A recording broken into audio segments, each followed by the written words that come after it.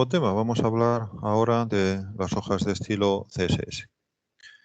Primero de todo, ¿qué es CSS? Pues es un lenguaje más de los que estamos viendo en esta asignatura, específicamente diseñado para controlar el aspecto y cómo se presentan los documentos HTML. Por lo tanto, es un lenguaje compañero de HTML, por decirlo de alguna manera, y que nos va a permitir definir el aspecto con el que se va a presentar un documento HTML. Desde este punto de vista, la idea de CSS es ayudar en la separación de, por un lado, el contenido y por otro lado, la presentación de ese contenido. El contenido debería estar en el documento HTML y la presentación de este contenido, o sea, cómo se muestra, debería estar en el CSS o en los CSS que le acompañen. Aunque esto debería ser así en teoría, en la práctica, en muchos casos me encuentro parte del estilo dentro del CSS, como veremos dentro de un momento.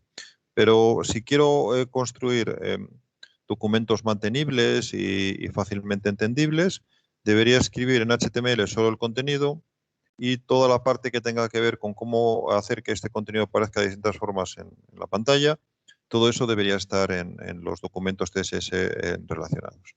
El trabajar de esta manera, primero, es prácticamente imprescindible si trabajo con páginas complejas, pero en cualquier caso me ayuda, por un lado, a que los documentos HTML estén bien definidos y tengan un significado completo, semántica, digamos.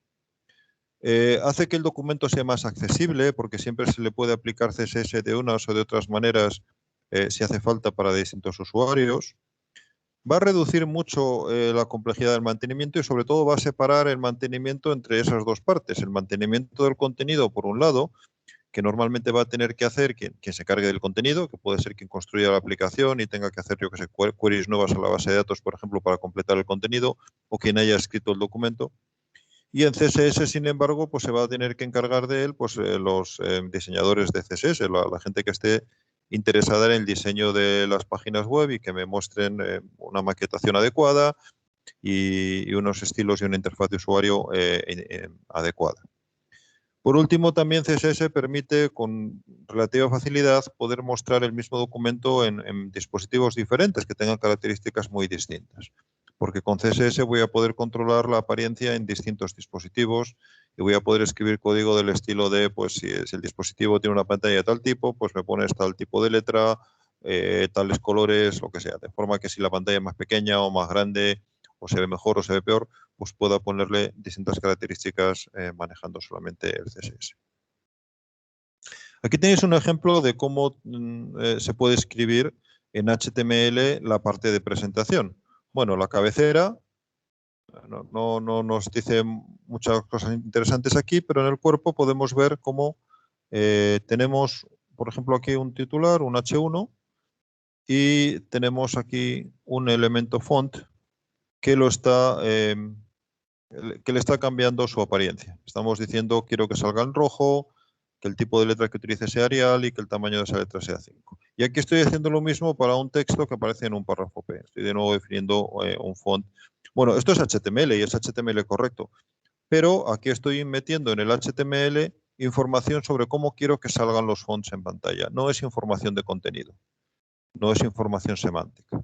Entonces, en principio, es justamente lo que debería evitar cuando utilizo CSS, pero también es un buen ejemplo de cómo en HTML pues, perfectamente se puede poner marcado de apariencia, marcado de presentación, como el elemento font, aunque en principio no debería estar ahí.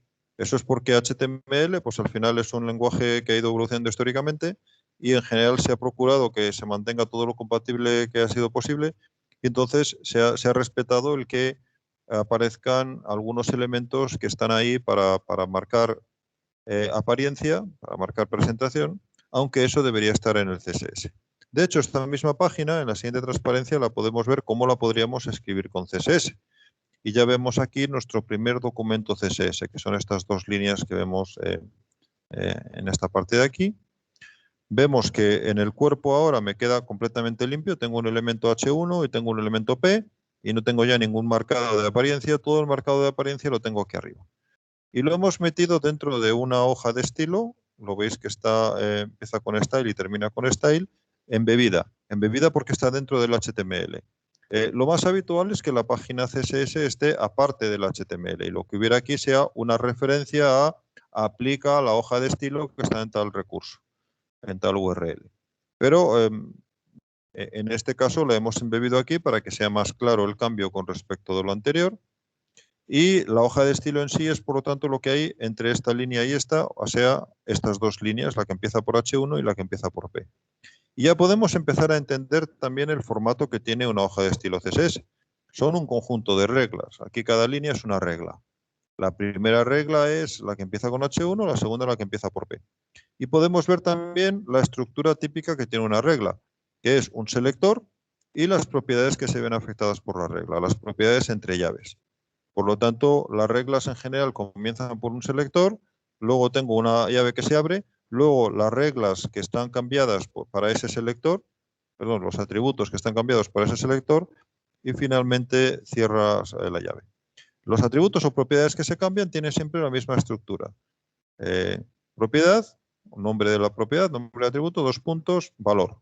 Por ejemplo, aquí estoy cambiando la propiedad color y le estoy dando el valor rojo. El punto y coma es un separador. Por eso en el último puedo no incluirlo si no quiero, porque no hay nada detrás. Pero no es mala práctica utilizarlo como terminador y ponerlo siempre en todas, tampoco hace daño y puede estar ahí. Entonces, en este caso veis que estoy cambiando tres propiedades. Color, font family, font size. Y en esta segunda línea estoy también cambiando tres propiedades. Lo que pasa es que estoy cambiando otros valores. Aquí el color lo estoy poniendo en rojo y aquí en gris. Y así puedo ver cómo aquí estoy poniendo el tipo de letra Arial y aquí Verdana. Y aquí en el tamaño que estoy poniendo grande y aquí estoy poniendo medio. Bueno, repito que es lo mismo que habíamos hecho antes. De hecho, si miramos la transparencia anterior, pues veis que estábamos haciendo lo mismo. Color rojo, tipo de letra Arial, tamaño 5. Y la única diferencia es que aquí lo estamos haciendo en CSS. ¿Cómo se leería esta primera regla? Pues se leería primero el selector, que me dice a qué elemento se aplica. Para los elementos H1 que haya en este documento, les haces estos cambios a sus propiedades. Color rojo, tamaño de letra y tipo de, perdón, y familia de tipo de letra. ¿Vale? Lo mismo en el segundo, estoy diciendo para todos los elementos de tipo P, pues me haces estos cambios para el tipo de letra, para el color y para el tamaño de la letra. Por lo tanto, lo siguiente que nos interesa es, ahora que ya hemos visto cómo se puede embeber un documento HTML, es ver de qué maneras puedo poner o puedo hacer que un documento HTML aparezca calificando un documento HTML. Y veo que tengo tres formas fundamentales. La primera es poner instrucciones CSS directamente en el elemento HTML, que lo vamos a ver ahora dentro de un momento en el depurador, porque me lo muestra así.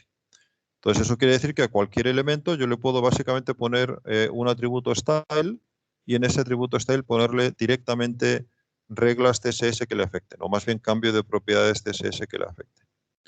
También lo puedo hacer embebido, como acabamos de ver. Y la forma más habitual en un archivo externo, que es lo que veremos ahora también en el depurador y que es lo que ocurre más normalmente cuando estamos trabajando ya en sistemas en producción.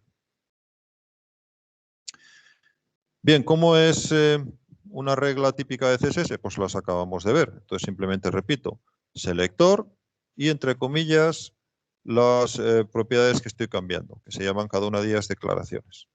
Entonces las declaraciones son la propiedad que voy a cambiar, el nombre de la propiedad y el valor que voy a cambiar, el valor que le voy a poner. Como decía, con el punto y coma, que lo puedo utilizar a efectos prácticos como un terminador.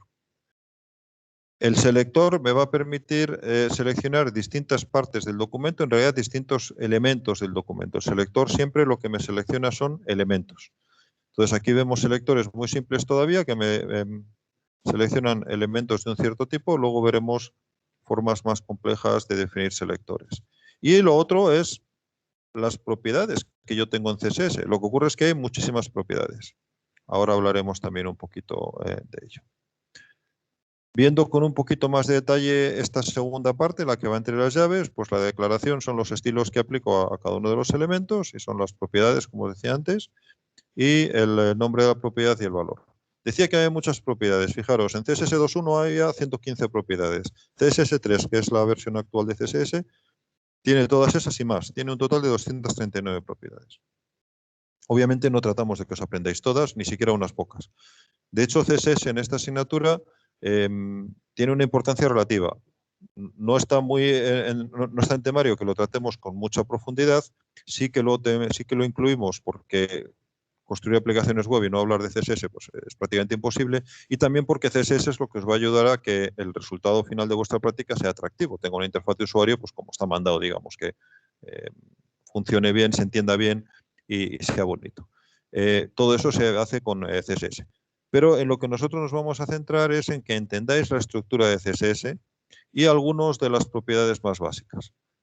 Tenéis un montón de información en Internet sobre cómo funciona el resto de CSS, o sea, todas las propiedades que no vamos a ver, y sí que os aconsejamos que le echéis un vistazo a los distintos tutoriales de CSS que hay por ahí y también que busquéis cosas concretas cuando queráis hacer cosas concretas con vuestras páginas. También puede ser muy interesante que exploréis páginas que os gusta cómo están hechas y miréis el CSS de cómo están hechas y lo tratéis de entender para poder aplicar las mismas técnicas en vuestras páginas.